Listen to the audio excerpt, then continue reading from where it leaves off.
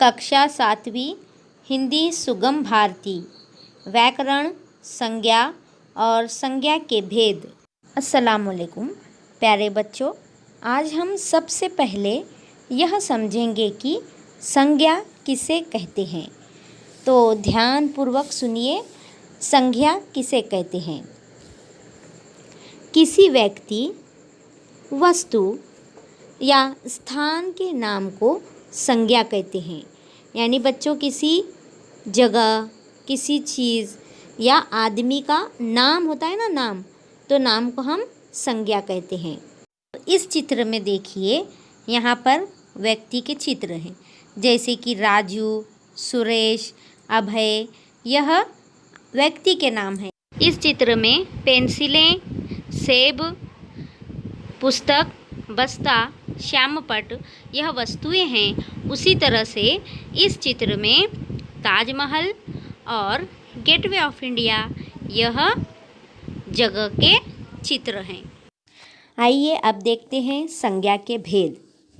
Number 1 जातिवाचक संज्ञा, number 2 व्यक्तिवाचक संज्ञा, number 3 भाववाचक संज्ञा, नंबर 4 समूहवाचक संज्ञा, नंबर 5 द्रव्य या पदार्थवाचक संज्ञा।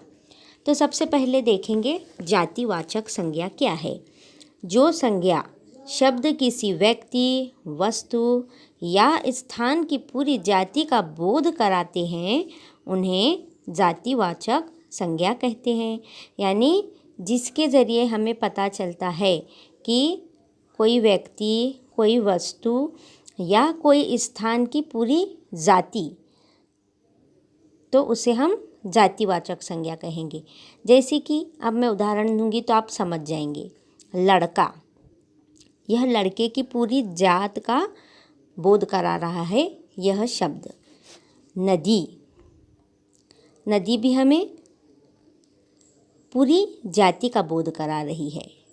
पहाड़, उसी तरह से सड़क और शहर, ये हो गए जातिवाचक संज्ञा। अब नंबर 2 देखेंगे व्यक्तिवाचक संज्ञा। जैसे कि नाम से ही पता चल रहा है, व्यक्तिवाचक, जिन संज्ञा शब्दों से किसी एक व्यक्ति, एक स्थान या एक वस्तु का पता चलता हो, उसे हम व्यक्तिवाचक संज्ञा कहते हैं। अब इसके उदाहरण देखिए। मोहन है ना, मोहन यह व्यक्तिवाचक है। मुंबई, यहाँ पर स्थान बताया जा रहा है, इसलिए ये भी व्यक्तिवाचक है, किसी एक स्थान के बारे में है। जैसे शहर है तो पूरी जाति के बारे में। जब मुंबई, तो यह किसके बारे में है, एक व्यक्ति, यानी इसको व्यक्तिवाचक कहेंगे, एक स्थान के बारे में है। गंगा, हिमालय, अरब सागर आदि, यह उदाहरण व्यक्तिवाचक संज्ञा के थे। अब देखते हैं भाववाचक संज्ञा। जिन संज्ञा शब्द से किसी व्यक्ति, स्थान या वस्तु के गुण, दोष अथवा दशा का बोध होता हो, उसे भाववाचक संज्ञा कहेंगे। यानी हमें जिन संज्ञा शब्दों के ज़रिए यह पता चलता है कि वो किसी व्यक्ति, स्थान और वस्तु का गुण है या दोष है, यानी खूबी है या खामी है, ये पता चलता है, तो उसे हम भाववाचक संज्ञा कहेंगे। जैसे उदाहरण देखते हैं। मिठास, बचपन, बुढ़ापा, भलाई, वीरता, यह सब भाववाचक संज्ञा हैं। उसके बाद आता है चौथा समूहवाचक संज्ञा। जिन संज्ञा शब्दों से किसी वस्तु के समूह अथवा झुंड का बोध होता हो, उन्हें हम समूहवाचक संज्ञा कहेंगे। यानी किसी वस्तु का हमें क्या पता चले, झुंड या उसका ग्रोह हमें मालूम हो। जैसे हम उदाहरण देखते हैं, परिवार है ना, यहाँ व्यक्ति होते हैं, इसके अंदर व्यक्ति का झुंड होता है। कक्षा, विद्यार्थियों का झुंड होता है। सभा, लोगों का झुंड होता है। सेना, सिपाहियों का झुंड होता है। भीड़ लोगों की होती है।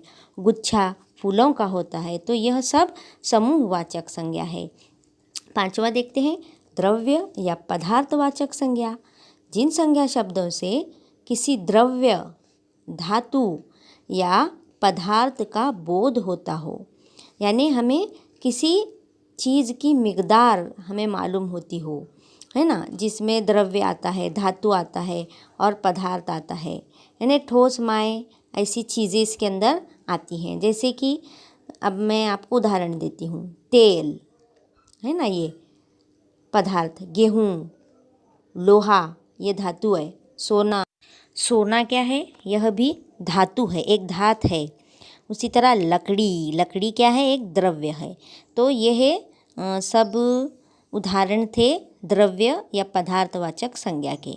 तो प्यारे बच्चों, आपको करना क्या है कि यह जो पाठ हुआ है ना अपना, अपकार का उपकार, उसमें से आपको ऐसे शब्द ढूंढ निकालना है जिसमें जातिवाचक संज्ञा, व्यक्तिवाचक संज्ञा, भाववाचक संज्ञा, समूहवाचक संज्ञा, द्रव्य या पदार्थवाचक संज्ञा, ऐसे शब्द आपको उसमें ढूंढकर निकालने हैं।